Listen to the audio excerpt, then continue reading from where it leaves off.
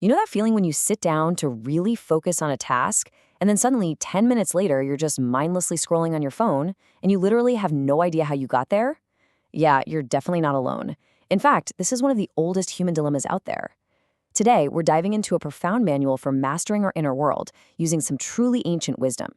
We're going to look directly at the Srimad Bhagavad Gita to find out exactly how to tame a mind that absolutely refuses to sit still. Namaste, I'm Swetha from Sanskrit-based, and welcome to today's explainer. So, why is the mind so difficult to control? It's a daily struggle for all of us, isn't it? Whether we're meditating, working, or frankly just trying to be present with our families, our attention is constantly getting hijacked. And we tend to beat ourselves up over it, right? We think, oh, I just lack discipline.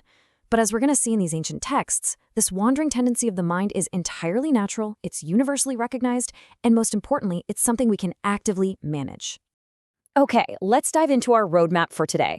We're going to start with Arjuna's timeless struggle, then define the restless mind, and decode verse 26. After that, we'll break down the practice of redirection, and finally, explore mastering the self. Let's jump right into section 1, Arjuna's timeless struggle. You know, I find it incredibly validating to realize that even legendary warriors, guys facing the most epic battles of their entire lives, had the exact same problem with focus that we do right now. In verses 33 and 34 from chapter 6, after listening to Lord Krishna describe this perfect state of focus and equanimity, Arjuna basically just throws his hands up in despair. He confesses he just doesn't see how that kind of stability is even possible. He tells Krishna that the mind is unsteady, turbulent, tenacious, and incredibly powerful. And then he uses this brilliant analogy. He says trying to control the mind is as difficult as trying to control the wind. Think about that for a second. You can't just put the wind in a box, right? It blows wherever it wants, violently and unpredictably. And honestly, that is exactly how our thoughts feel on a really busy day. Moving on to section 2, defining the restless mind.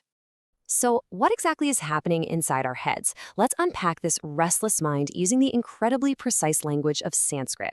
Arjuna uses very specific words to diagnose this internal antagonist.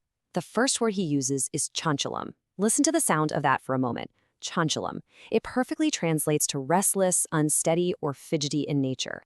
You know when your mind jumps from a work email to what you're going to have for dinner to some highly embarrassing memory from 5 years ago, all in the span of like 10 seconds? Well, that is the chanchalam nature of the mind. It completely captures our scattered, modern attention span. It's like we're constantly flipping between 50 open browser tabs in our brains. But it actually gets even more intense. The second word Arjuna uses is pramati, which means turbulent and pulling forcibly.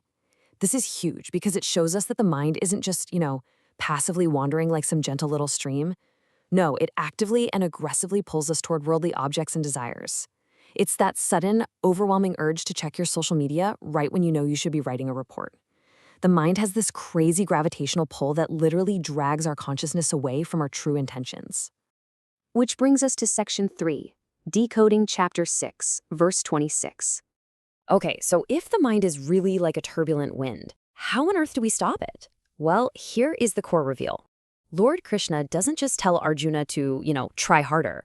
Instead, he gives him a highly specific, actionable methodology for reining in all that turbulence.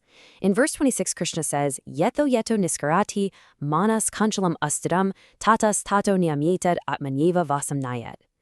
Now, what's really fascinating here is that Krishna fully expects the mind to wander. He doesn't say if the mind wanders. He explicitly says wherever or from whatever cause it wanders. He's acknowledging that chanchalam nature right out of the gate. Looking closely at the English translation, it says, drawing back the restless and fidgety mind from all those objects after which it runs, he should repeatedly fix it on God. The absolutely crucial point to take away here is the word repeatedly. This is an ongoing, continuous effort. Krishna isn't offering us some kind of magic spell that fixes your focus forever. He's prescribing a dynamic process. When the mind inevitably runs after a shiny object, whether that's a worry, a desire, or just a random distraction, your job is to draw it back. Not just once, but again and again and again. All right, let's look at section 4, the practice of redirection. So how do we take this profound ancient verse and actually apply it when we're sitting at our desks or trying to meditate in our living rooms? Well, we can break verse 26 down into what I like to call the loop.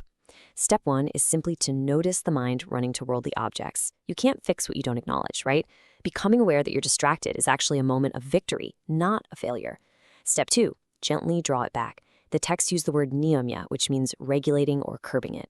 Notice it definitely doesn't say violently yank it back while punishing yourself.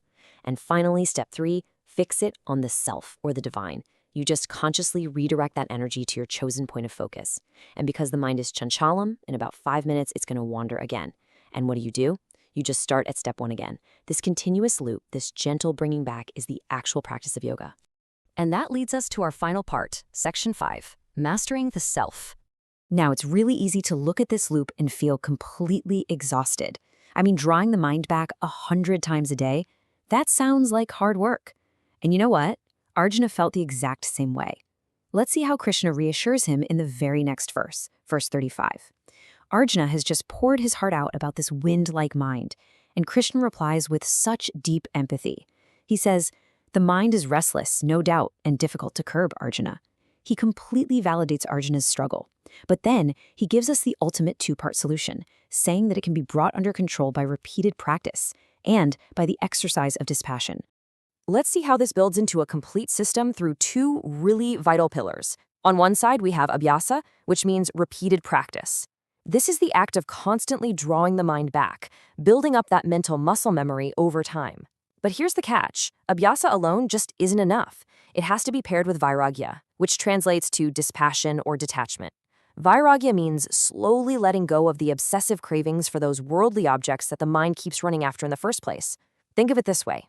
If abhyasa is the act of pulling the mind back, vairagya is cutting the heavy weights that are dragging it away. Together, they create this beautiful, balanced, and sustainable path to true mental mastery. So I want to leave you with this question to ponder today. When your mind inevitably runs off like the wind, because we know it will, how will you practice drawing it back? Just remember, every single time you notice you're distracted and you gently bring your focus back to the present, you are actively practicing the profound wisdom of the Gita. Thank you so much for exploring this incredible text with me today. I'm Sweta, and I absolutely can't wait to see you in our next explainer. Namaste. Thank you for staying till end. If you like this explainer, kindly like and share, and don't forget to subscribe Sanup's Krit Prawah.